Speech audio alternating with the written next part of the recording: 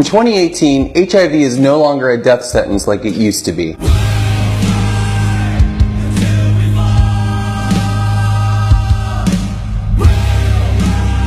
There are millions of people living around the world today with HIV that lead relatively healthy lives. How is this possible? To start, people need to be aware of their status, which means regularly getting tested. If someone is diagnosed with HIV, they can lead a normal and healthy life as long as they stick to a regimen of medications. So what is HIV? HIV stands for Human Immunodeficiency Virus. AIDS stands for Acquired Immunodeficiency Syndrome and is the last stage of an HIV infection. HIV works by attacking the body's immune system, and more specifically the CD4 or T cells, which are used to fight off infections. HIV reduces the number of CD4 or T cells within the body to the point that it becomes really difficult for the body to fight off infections and take care of itself. Without treatment, and over time, the body continues to weaken until the person is in the last stage of an HIV infection known as AIDS. But if a person who is HIV positive seeks out treatment, most of this can be avoided. While there is no known cure for HIV infection, someone who is taking medication can live a relatively long and healthy life, as the medications help manage the HIV infection. Life-saving research during the past several decades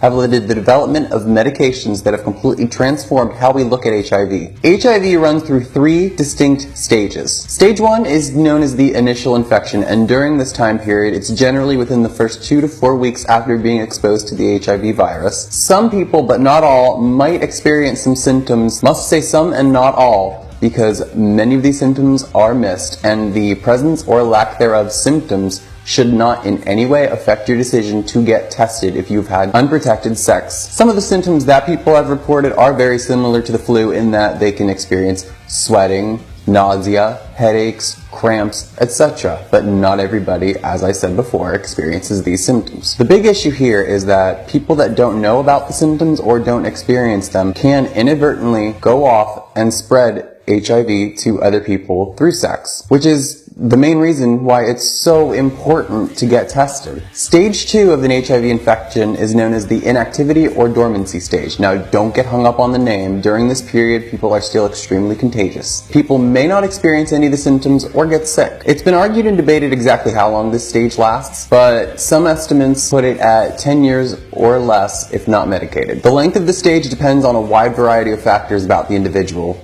That can include lifestyle choices, diet, exercise, lack thereof, etc. If a person is taking ART medications to fight HIV, this stage can last multiple decades. If the person is not taking medications, their viral load again starts increasing and their CD4 count and T cell count decrease as the body continuously is bombarded by infections and things that we would experience and go through in our everyday lives, just different types of bacteria and hazards in the environment. Eventually, this stage progresses into stage 3, sadly the end stage, also known as AIDS. When someone is diagnosed with AIDS, it means that their immune system has been so badly compromised by infections that any type of treatment becomes extremely difficult. Without any form of treatment or medication, someone diagnosed with AIDS can expect to live for around 3 years. People diagnosed with AIDS don't actually die from AIDS. That's something that needs to be cleared up right now. AIDS will not kill you. AIDS opens up your body's immune system to other infections that ultimately spread faster, and your body isn't able to fight them off the same as somebody who does not have AIDS. AIDS opens up a pathway by which opportunistic infections can take over. To end this on a positive note, the number of people who have been diagnosed with HIV and are on medication is on the upswing, and the number of AIDS diagnoses is on the decline. I think we can all be happy about that. I hope that by watching this video, maybe you've learned something you didn't know about HIV and AIDS, and I hope you all understand the importance of getting tested if you are sexually active. While it is true that the group of people who are at most at risk for HIV infection in the United States are within the LGBT community, HIV